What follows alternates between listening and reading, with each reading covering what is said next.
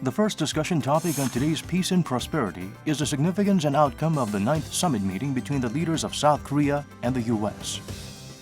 South Korean President Moon Jae-in sat down with his American counterpart in New York on September 23rd to discuss the long-standing alliance between their countries. And the relationships have been very good, so we'll see what happens. But we'd like to see if we can do something, and if we can, that'll be great. And if we can't, that's fine. We'll see what happens. In a summit meeting that came 3 months after the previous one, the two leaders reaffirmed their strong commitment to building lasting peace on the Korean peninsula and exchanged views on ways to make tangible progress in North Korea-U.S. dialogue. 제3차 북미 정상회담이 열린다면 아마도 한반도의 비핵화의 새로운 질서가 만들어지는 아주 세계사적인 대전환 이렇게 업적이 될 것이라고 믿습니다. They also took to the podium of the UN General Assembly to share their thoughts on how nuclear dialogue should move forward. 한국은 북한의 안전을 보장할 것입니다. 북한도 한국의 안전을 보장하길 원합니다. We want partners, not adversaries. America knows that while anyone can make war, only the most courageous can choose peace. Today's second topic is a possible new method that could help Pyeongyang and Washington narrow their differences in future negotiations. In a statement, the North's former ambassador to Vietnam, Kim Myong-gil, announced himself as Pyongyang's new chief envoy to spearhead nuclear negotiations with the U.S. Meanwhile, President Donald Trump has tapped Special Envoy for Hostage Affairs Robert O'Brien as his new national security advisor. Amid the realignment of Trump's national security team, speculation runs high over whether his recent suggestion of a new method in talks with the North will help break the impasse in the stalled talks. To shed light on these latest developments, our host, Hong Young-sik, research fellow at Yonsei University's Institute for North Korean Studies, is joined by Go Myong-hyun, research fellow at the Asan Institute for Policy Studies. To broaden the perspective, we also connect with guest experts on Skype, including Steve Herman, VOA's White House Bureau Chief, and Rodger Baker, Senior VP of Strategic Analysis at U.S.-based intelligence company Stratfor.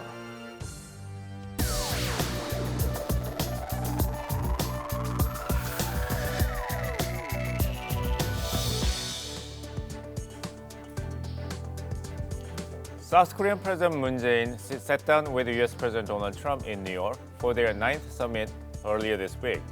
What did the two leaders discuss, and how will it affect nuclear negotiations between North Korea and the United States down the road? Joining us today to help break down the latest developments is Dr. Go Myong-hyun, research fellow at the Asan Institute for Policy Analysis in South Korea. Welcome to join us. Thanks for having me. What's your overview assessment of the 9th summit meeting between President Moon Jae-in and U.S. President Donald Trump in New York? When it comes to North Korea, it's always a glass half empty or half full situation. And I think the same applies here to the latest summit between President Moon and President Trump. And I think, on the positive side of the summit, I would say the two leaders have reaffirmed their commitment to dialogue with North Korea. Essentially that they are going to solve the current crisis through peaceful means. But on the downside, so to speak, I don't think we have found agreement when it comes to defense burden sharing issue between ROK and the U.S. I think there's a little bit of a disagreement between the two allies, and that's something that we should take into account down the road. So it seems like you regard that both leaders confirming that military options must not be taken at this stage as a means to solve nuclear problem with North Korea. That's one of the most significant achievements in this meeting. Well, this is really all relative.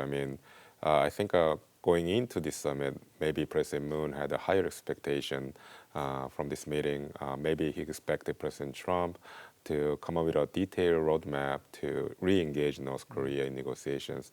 As we know that the negotiation between Pyongyang and Washington it was in an impasse for a while. So I think President Moon had a higher expectation, but at least he came out with the baseline approach remains the same when it comes to Washington. Baseline approach remaining the same, but what about them not talking about resumption of Kaesong Industrial Complex or Mountain Tour program outright in public? or them not talking about South Korea being scheduled to walk away from GSOMIA. How do you assess these issues not being on the table? Well, I mean, we have to look into the nature of this meeting. This is a side meeting taking place at a much larger event, which is the General Assembly meeting at the United Nations. So I think the two leaders, at least for President Trump, he wasn't ready to get into details of this kind of, like important matters, but actually like a very detailed and I would say like on side issues. US-Korea relations. Exactly, right? Very specific to the alliance issues. So I think he wasn't ready to get into that detail. So I think that's the reason why it wasn't discussed. But I think, I mean, we know that Kaesong and GSOMIA, these are very important matters to the security architecture that the U.S. is building in East Asia. So they're going to come up down the road, I believe. Down the road. Now we take a look at the reactions from the U.S. We have on the line Steve Herman, Voice of America's White House Bureau Chief. Hello. Yes, my pleasure to join you from New York. What is your overall assessment of the 9th summit meeting between President Moon and President Trump in New York? There has been a lot of speculations on both leaders dealing with many controversial issues, like possible third Kim summit meeting, at the same time reviving or resetting the bilateral security partnership. President Moon is pushing for that summit to occur, the third formal summit between President Trump and Kim Jong-un. President Trump said basically, as he has said before, yes, a lot of people are looking forward to that happening, but he's happy if it happens, and if it doesn't happen, it's no big deal. So President Trump is very much sitting on the fence about this. What he keeps reemphasizing is that North Korea, since he came onto the scene and started this diplomacy with Kim, that there haven't been the nuclear tests and the long-range ballistic tests and the short-range tests, and everything else that North Korea may or may not be doing is not really that big of a deal. So President Trump has been consistent in taking that line, and this week at the UN, we haven't seen him veer from that. All right. So what's the reactions from the White House? Does it think that the leaders have made a meaningful progress towards strengthening the bilateral alliance or successful North Korea-U.S. dialogue undergoing? Well, they're not being overly committal on that. People in the White House are very much letting President Trump speak for himself on that. We saw after the Tuesday meeting very similar readouts issued by both the White House and Blue House. The language was a little bit different. Perhaps what came out of Seoul was a little bit more optimistic than what came out here. I think what is going to happen in the next weeks is President Trump, who is distracted by a lot of issues, both domestic and international, is going to see what sort of overtures come out of Pyongyang. And if President Moon is able to move things along, so be it. And there's also a lot of focus by the White House on what's been happening between Seoul and Tokyo. And Washington, the Defense Department, the National Security Council, the intelligence agencies here would very much like to see that worked out between South Korea and Japan. Right, Mr. Stephen Herman, thank you very much for sharing your insights and analysis. Okay. 감사합니다. 계세요. So, Dr. Go, do you agree with Mr. Herman's analysis that the White House is embroiled with a lot of domestic concerns and Trump not really making any new overtures toward North Korea? I think we are pretty much on the same page in this regard. Definitely, President Trump is very much distracted by domestic and international issues. The scandal is a major concern because it could potentially lead to some sort of impeachment proceedings against them.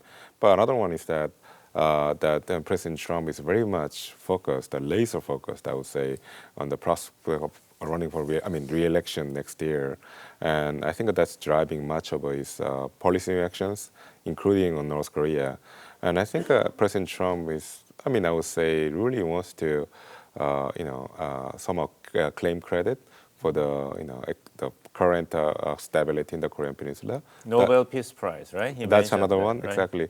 Especially because his other foreign policy initiatives, especially when it comes to Iran, has completely failed. We are seeing the rising level of tension in Iran, and we might be on the brink of a war breaking out in that region. So I think President Trump would like to somehow keep the situation in a positive mood as long as possible. And I think that's going to drive, the U.S. strategy regarding North Korea in the next round of negotiations. I see. Aside from the summit meeting, President Moon also addressed other world leaders at the UN General Assembly during his trip to New York, which marked his third UN General Assembly speech. Here are some highlights from his speech.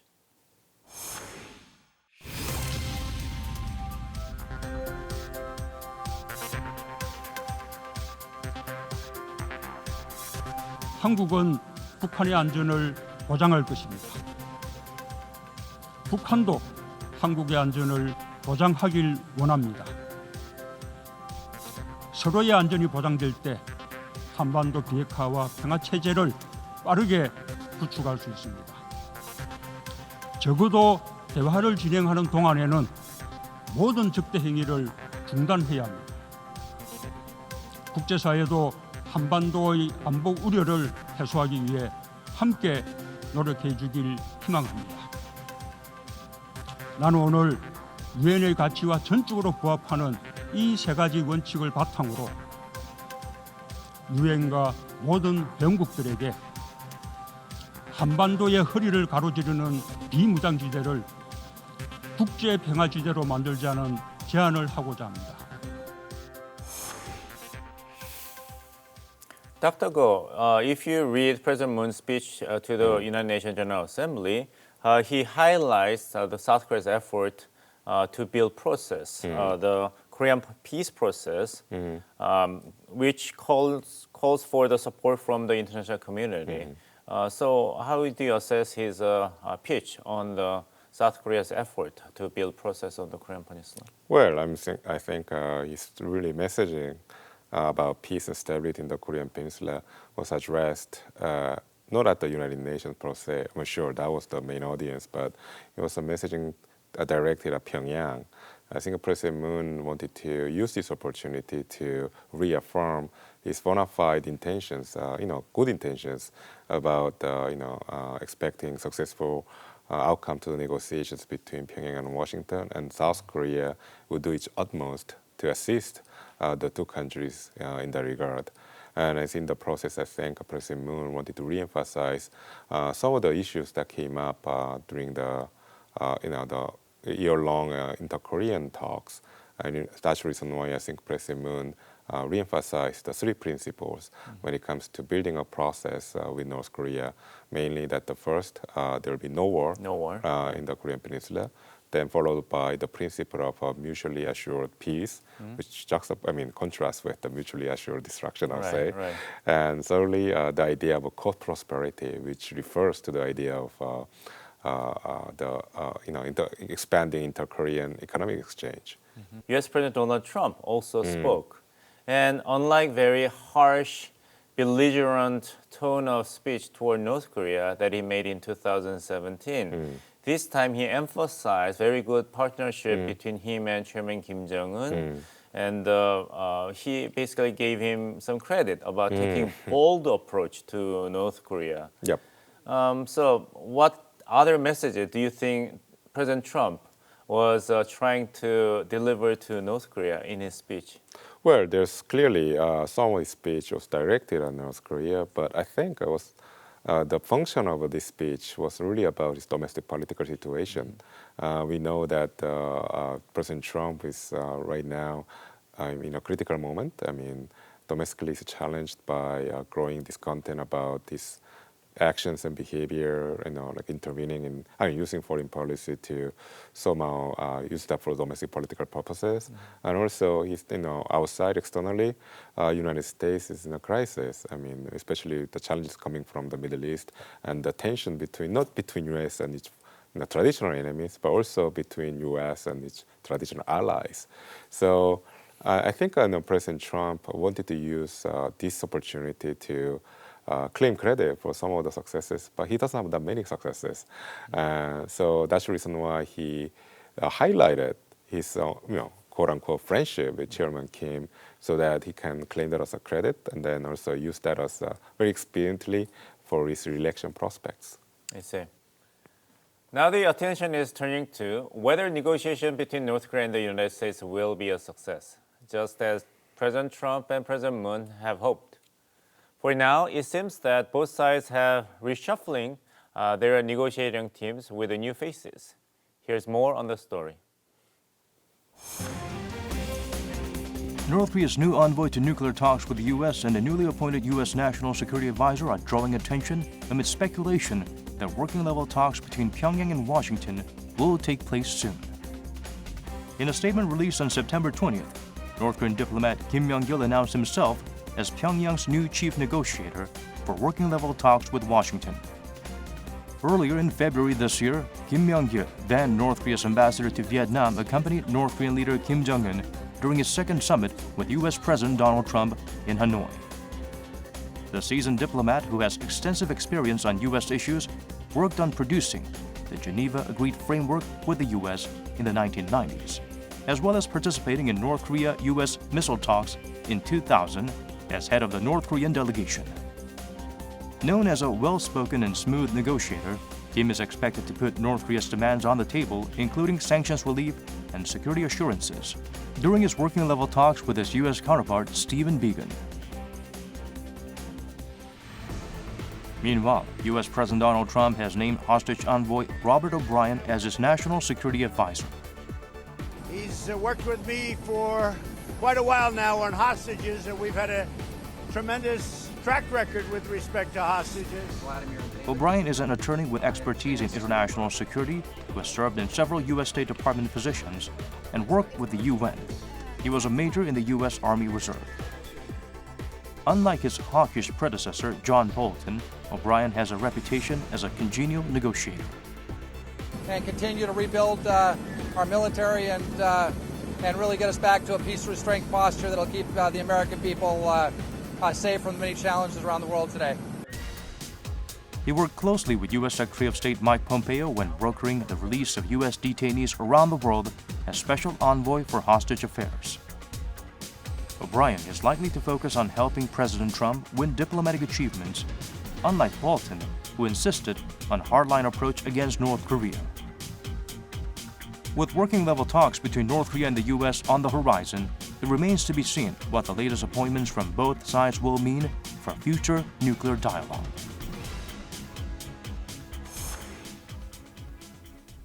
All right, Dr. Go, now we have a new face with a new name.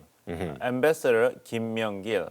Seems like he is going to be the new point man for the Kim Jong-un leadership of North Korea in the working level negotiation with the United States.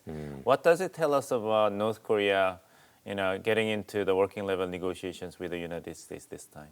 Well, I think we know that the Ambassador Kim Myong-gil is a veteran of the North Korea's foreign service. In that sense, in a way, just looking at his personal background and training, maybe he's better qualified to sit down across the table from a U.S. representative.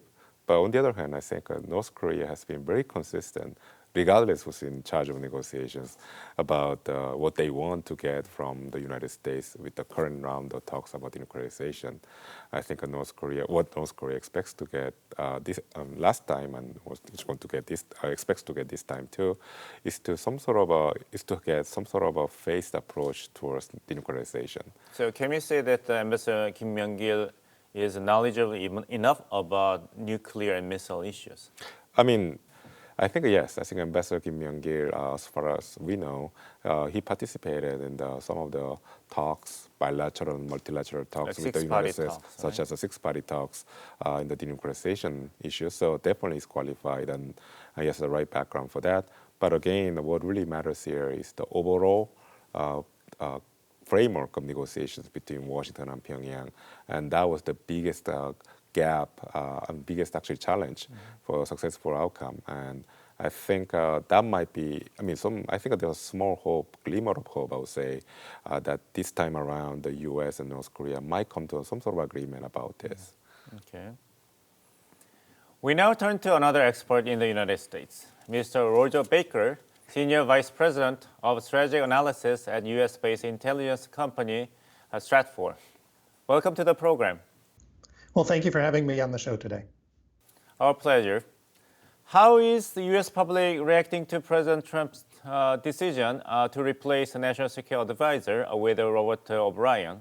And how will his appointment affect future nuclear talks between U.S. and North Korea? So there's a mixed review of Robert O'Brien coming in as the National Security Advisor. On the one hand, he's seen as a little bit less hawkish as Bolton and a little bit more of a traditional Republican. He has relations with Mike Pompeo, so that's bringing in a little bit easier type of individual into that role, more of a moderating position. On the other hand, there is a view that he doesn't have a whole lot of experience. This administration has had several individuals within the administration with minimal experience. That doesn't always seem to work out for the administration. So it's a bit of a mixed view. In regards to North Korea, there is some expectation, particularly with comments that the president made after the removal of Bolton, that this change in National Security Advisor could lead to a reacceleration of talks and discussions with the North Koreans. And it does seem to be that that's the path that we're going on now. Now we know that working level negotiations between North Korea and the United States are actually going to take place. But the same hurdle, the different definitions on denuclearization would remain as a stone in the shoes to possibly derail the negotiations. Is there any way both sides overcome the problem with a different definition of denuclearization this time? From the start of discussions between North Korea and the United States, the question of denuclearization has been one that's been loaded with disagreements. The North Koreans refer to denuclearization of the Korean Peninsula, which effectively includes the removal of the U.S. nuclear umbrella. The United States believes in denuclearization as merely the removal of all nuclear weapons and capability from North Korea. It doesn't seem that we're any closer to bridging that gap. It doesn't seem like these talks are going to move us closer, at least anytime soon, to bridging that gap. What it does look like, however, is that the United States and the North Koreans are moving into a slightly different phase of negotiations, where they're going to be more willing to talk about a step-by-step process. And really, it may be that at this moment, what the United States is looking for, at least in the near term, is a complete freeze of North Korea's nuclear program, even if the long-term goal remains denuclearization. Mr. Baker, there's some expectation in Seoul and Washington that the United States might actually take a step back this time and relent to the North Korean demand of a step-by-step approach towards negotiations. If Washington actually indeed agrees with North Korea in this regard, wouldn't there be some sort of a negative reaction? When we think about the phased approach to U.S.-North Korean negotiations, it's always been a reality that there's going to have to be some interaction between the two, that the United States is going to have to give something, North Korea is going to have to give something. The idea that somehow the North Koreans would simply give up everything on the promise that the United States would then later be nice or not threaten them or give them economic assistance or lift sanctions, it was never a realistic promise. That was an assumption that the North Koreans were in such dire straits that they wouldn't be able to keep the administration in North Korea going. The phased approach then is probably the only realistic approach. In the United States, I think the view right now is North Korea in many ways a secondary or tertiary issue. Iran is a much hotter issue. The U.S.-China relationship is a much more important issue. And quite frankly, the United States focus is now moving more and more towards domestic politics as we're getting closer to the U.S. presidential election. So I think that at this moment, if the U.S. were to pursue a phased approach with North Korea, some form of step-by-step that continued to stop North Korea from testing long-range missiles, that saw no more nuclear tests from North Korea, maybe saw the destruction of 2 or 3 key facilities and the start of inspections. I don't think there would be a significant backlash in the U.S. There may be some who simply disagree with the president and will disagree with the idea of any concessions to North Korea. But in general, I think that right now there's not going to be a huge push against that. Right, Mr. Baker, thank you very much for sharing your insights and analysis today. Thank you. Dr. Go, Mr. Baker dropped many interesting terms. Step by step, phased, freeze. What happened to all-in-one? I think the United States is finally coming around to recognize the reality, the reality on the ground, which is the Boltonian model of or Libyan model of denuclearization. It's not going to work because there's no precedent in history in which a nuclear power gave up its nuclear capability for free during peacetime. So clearly the gradual approach was the way to go from the get-go. So in a way, the Trump administration wasted a year of a precious time of negotiating with North Korea. And then now finally it's seeing that the phased approach is the right approach. But unfortunately, North Koreans may think differently. According to North Korea's external propaganda outlet, Meari, North Koreans warn that one shouldn't tie inter-Korean relations to nuclear issues, meaning that we're going to separate inter-Korean relations and our dialogue between North Korea and the United States. One, what is the reason for North Koreans not accepting South Korea as a booster? And second, what does Moon Jae-in government of South Korea need to do to persuade North Koreans to change their perspectives? Well, the North Korean attitude regarding the parallel track of inter-Korean engagement and denuclearization was quite different around this time last year. They're quite okay with South Korea being intermediary between Pyongyang and Washington. And then I think Kim Jong-un actually appreciated it. South Korea's role in many ways. The reason why North Korea's attitude towards South Korea changed this time was because there's no appreciable appreciable progress in South Korea's promise of assisting North Korea economically, meaning by violating sanctions currently in place. And also, North Koreans traditionally has been quite allergic to the idea of South Korea taking credit in improvement in inter-Korean relations for domestic political purposes. So the messaging behind North Korea currently, which sounds very negative about South Korea, is really about, essentially to remind South Korea that if you need us, meaning North Korea, for domestic political purposes, then you better behave in a way that we expect. Okay, that's very interesting. Dr. Go, thank you so much for sharing your insight today. Always my pleasure. And that's all we have for you today. Stay with us to see how future nuclear negotiations will unfold, driven by the newfound momentum. Thanks for watching.